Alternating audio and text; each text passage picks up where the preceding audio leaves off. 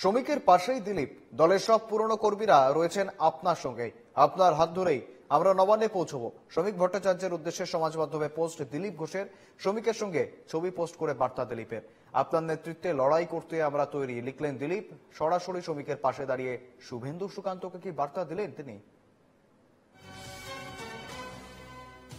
আমরা কথা বলেছিলাম দিলীপ ঘোষের সঙ্গে, তিনি ঠিক কি জানিয়েছিলেন। অনেক নতুন নেতা আসার জন্য তারা একটু গুরুত্ব কম পাচ্ছিল, অনেকদিন ধরে তারা একটা হতাশ ছিল। গত লোকসভার সময় অনেকে সক্রিয় ছিল না, সেজন্য ঠিক রেজাল্ট হয়নি আমাদের।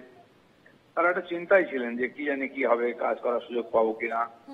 সেদিন আমার কথা বলে মনে হয়েছে মাননীয় শ্রমিক ভট্টাচার্য চান সবাই নতুন পুরনো মিলে কাজ করে 26-এ জেতা।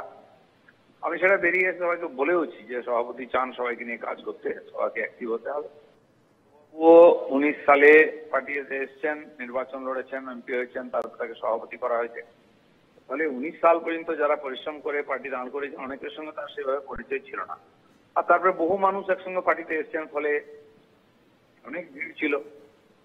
পুরনো আরো পুরনো যারা, তাদেরকে উনিও হয়তো চিনতেন না বা তার কাছে সবাই যোগাযোগ করতে পারেনি।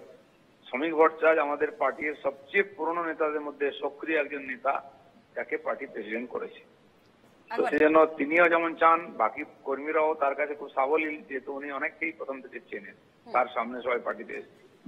দেখুন, বহুত্ববাদ জানি না, আমরা ভারতবর্ষে যে সংস্কৃতি আছে সবাইকে নিয়ে চলার, আর সব রকম লোকই আছেন এখানে।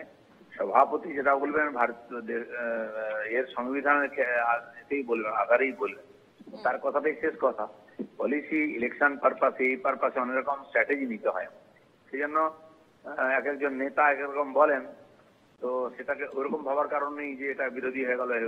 কারণ কি, কেউ বাস্তবতার খাতিরে আজদিন পর্যন্ত বিজেপি লড়াই করে করে এগিয়েছে, মুসলিম ভোট আমরা পাইনি। আর বরঞ্চ মুসলমানদের জন্য, হিন্দু মুসলমান নির্বিশেষে বিজেপি সবার উন্নয়ন করার পরে তারা ভোট দেয় না। অনেক সময় সেই জন্য অনেকে এটা একটু ক্ষোভ হয় যে যার জন্য কাজ করছি তারা আমাদের বিরোধিতা করছে ইত্যাদি, সেই জন্য হয়তো বলেছেন। কিন্তু সভাপতির বক্তব্যটাই পার্টির বক্তব্য।